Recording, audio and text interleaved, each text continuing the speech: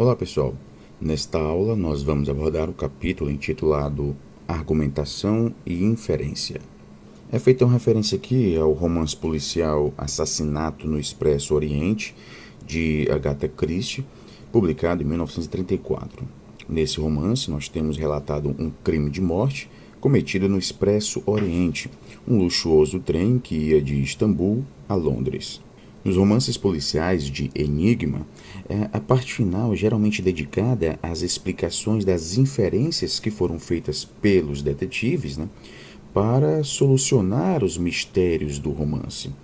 As inferências são operações pelas quais se admite como correta uma proposição em virtude da ligação dessa preposição com outras proposições que são consideradas verdadeiras.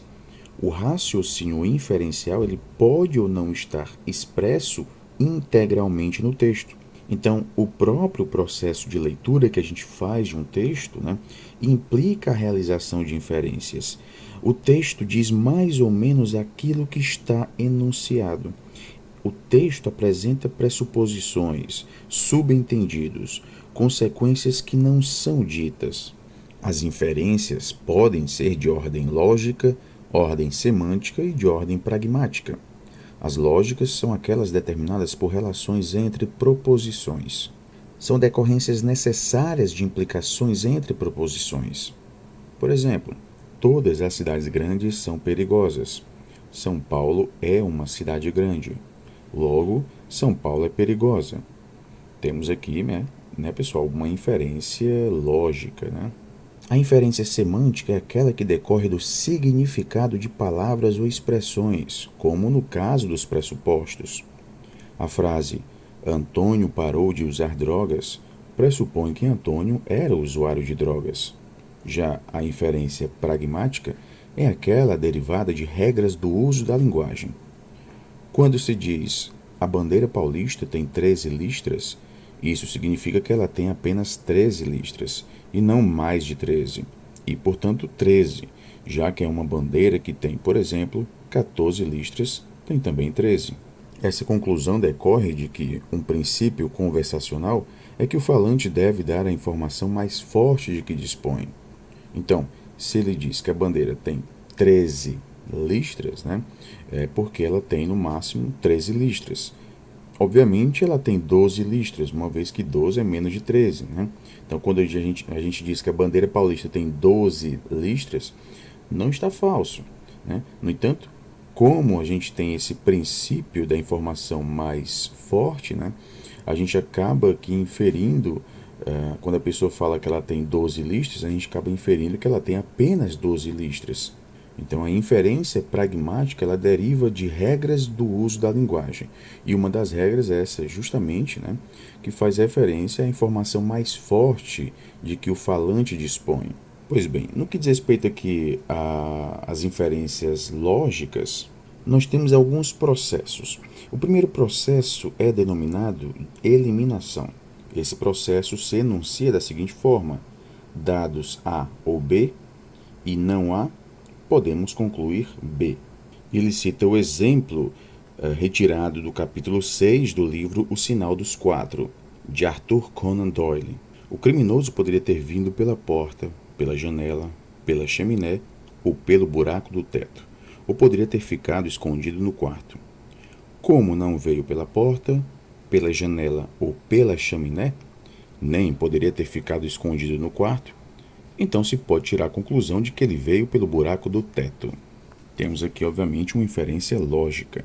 O segundo processo dessa inferência é o da afirmação do consequente, conhecido em lógica pela expressão latina modus ponendo ponens, modo que afirmando afirma. Se A implica B e A é verdadeiro, então B é verdadeiro. É um raciocínio que afirma pela afirmação do antecedente. Se meu time ganhar o campeonato, irei festejar na Avenida Paulista. Meu time ganhou o campeonato, então fui festejar na Avenida Paulista. Temos aqui justamente a afirmação do consequente.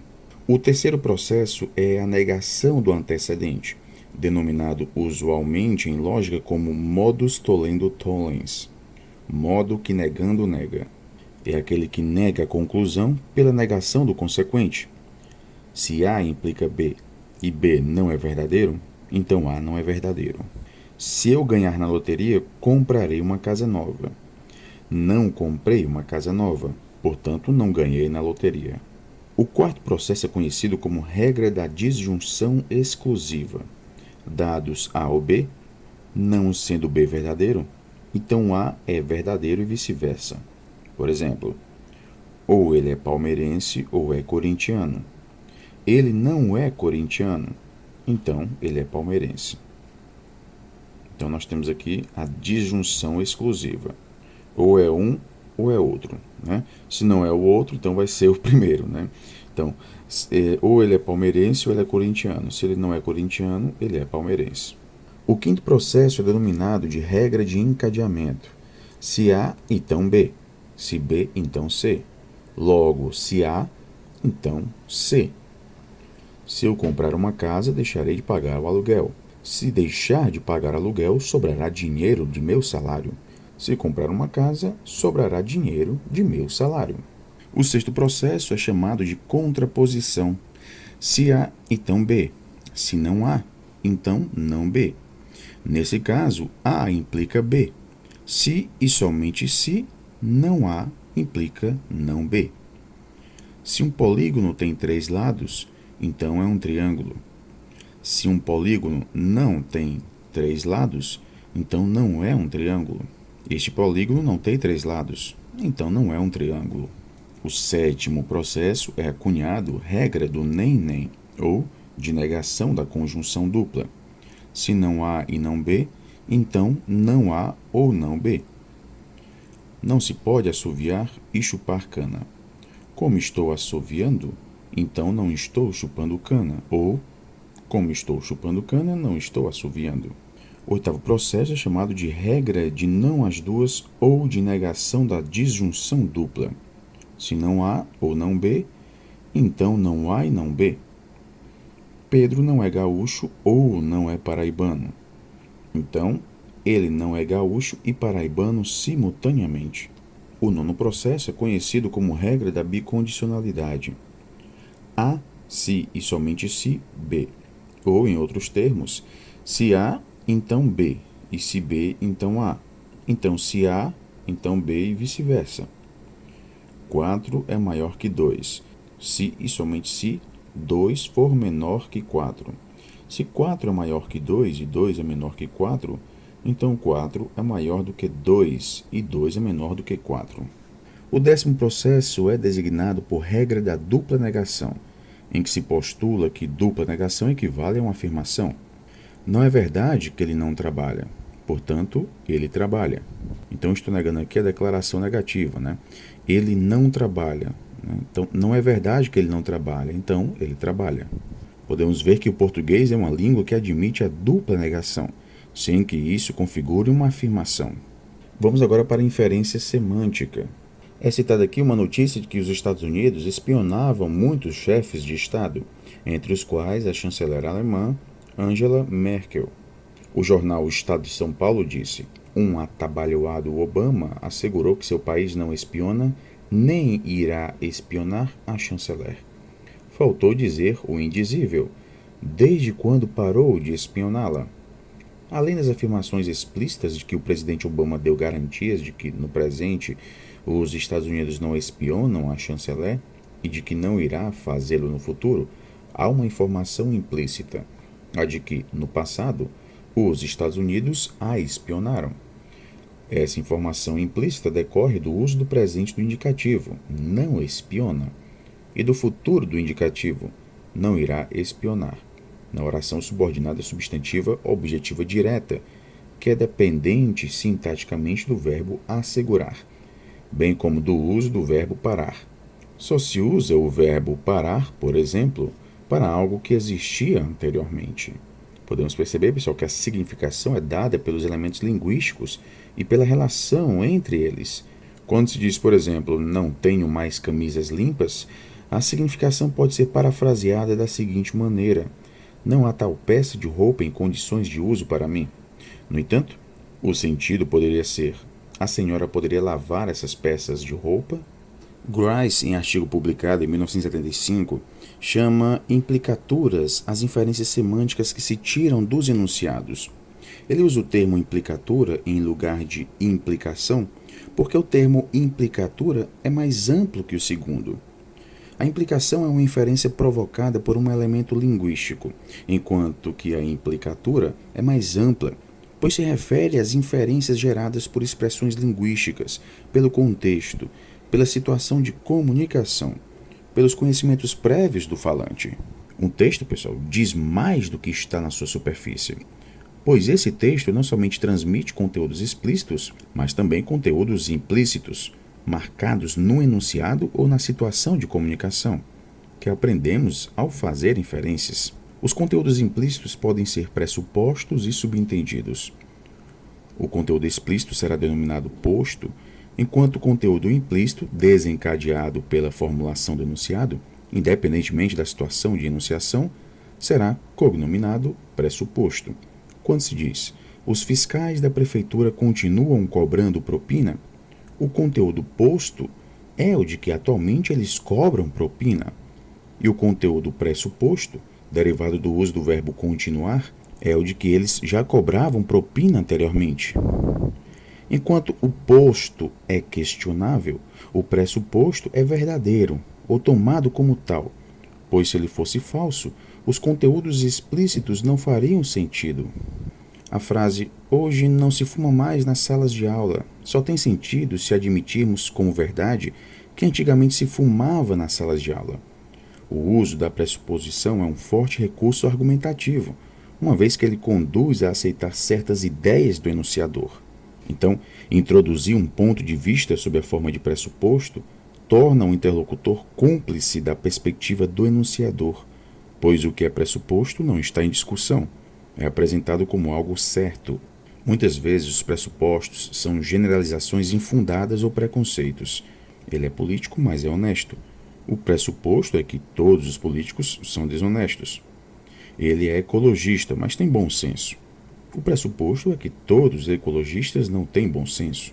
Pelo que nós podemos perceber aqui, os pressupostos não são sensíveis à negação, à interrogação ou ao encadeamento. A pressuposição acaba aprisionando o enunciatário numa lógica em que o posto é proposto como verdade, enquanto o pressuposto é imposto como verdade. Quando se diz que o pressuposto não é sensível à negação, não é que não se possa refutar um pressuposto, só que a negação do pressuposto impede a continuidade da argumentação. Não há nenhum terreno comum para o debate se os parceiros partem de pressupostos diferentes. Por isso, a negação de um pressuposto é sempre vista como algo agressivo, grosseiro, hostil. Quando se diz, Pedro tomou pouco uísque, pode-se debater se foi pouco ou muito. Agora, se o outro rebate essa afirmação dizendo, Pedro nunca bebeu, subentende-se aqui, então, de que a afirmação anterior está errada. Já o subentendido, que é uma segunda forma de inferência semântica, é uma informação cuja atualização depende da situação de comunicação. A diferença entre pressupostos e subentendidos é que os pressupostos são de responsabilidade do enunciador, enquanto que os subentendidos são de responsabilidade do enunciatário. O subentendido é uma maneira de dizer sem se comprometer, de dizer sem dizer, de sugerir, mas não afirmar. São citadas aqui algumas construções referentes ao patrimônio construído por Brizola. São utilizadas expressões como façanha inatingível para a maioria dos trabalhadores, surpreendente prosperidade, sem despender a mesma energia. Então, esse texto, aliado a um contexto em que essa informação é produzida, nós podemos ter difundido uma ideia de que todos os políticos são corruptos, deixando subentendido que o governador construiu seu patrimônio com dinheiro resultante de corrupção. Indo agora para a inferência pragmática. Chama-se inferência pragmática aquela que resulta da utilização dos princípios que governam a utilização da linguagem na troca verbal. Grice postula que um princípio de cooperação preside a comunicação. Vamos ter as máximas de quantidade, ou seja, é informado aquilo que está sendo exigido, né? Não é informado além daquilo que é exigido. Temos as máximas de qualidade, que a contribuição seja verídica, ou seja, não afirme o que você pensa que é falso e não afirme coisa de que você não tem provas. Temos a máxima da relação, fale o que é concernente ao assunto tratado, ou seja, seja pertinente. E temos as máximas de maneira, seja claro, evite exprimir-se de maneira obscura, evite ser ambíguo, seja breve, fale de maneira ordenada. Há algumas críticas que foram dirigidas a essas concepções. A primeira é de que ela tem uma concepção idealizada de comunicação, pois a vê como um evento harmonioso, contratual, ignorando os antagonismos, as discordâncias, os conflitos que caracterizam tantas trocas verbais. Grice tem uma concepção normativa da enunciação, pois ele estabelece uma série de regras a que seus participantes devem obedecer para que o evento comunicativo tenha sucesso. As máximas conversacionais, no entanto, não devem ser vistas como regras para pautar a comunicação. Devem ser vistas como princípios de interpretação, ou seja, são condições gerais de uso da linguagem que permitem fazer inferências pragmáticas. Grice não ignora a divergência no ato comunicativo. O que ele diz com seu princípio de cooperação é que uma troca verbal, mesmo aquela conflituosa, somente pode operar sobre determinados princípios de interpretação que constituem o que ele chama a cooperação, sem o que não se pode mesmo discordar. Por isso que a troca verbal ela funciona com base em certas condições de uso da linguagem. E, mesmo assim, é preciso enfatizar que a existência dessas máximas implica também a violação dessas máximas nos eventos comunicativos. Pode-se infringir uma máxima para não transgredir outra, cujo respeito é considerado mais importante. Se alguém pergunta a um interlocutor: onde João trabalha? Ele saiu daquela firma? E este responde: no Rio de Janeiro. Ele terá violado a máxima da quantidade para não desobedecer à da qualidade. De fato, quem pergunta quer de fato saber sobre a firma onde João presta serviços. Uma resposta mais vaga permite inferir que o interlocutor não sabe exatamente onde João trabalha. Podemos citar também a própria ironia. A ironia é uma exploração de uma transgressão da máxima da qualidade. O que o texto irônico está dizendo não é verdade. Deve-se entendê-lo pelo avesso. Pois bem, pessoal, nós finalizamos aqui o estudo desse capítulo. Na próxima aula, nós vamos abordar as formas de raciocínio. Bons estudos a todos e até a próxima.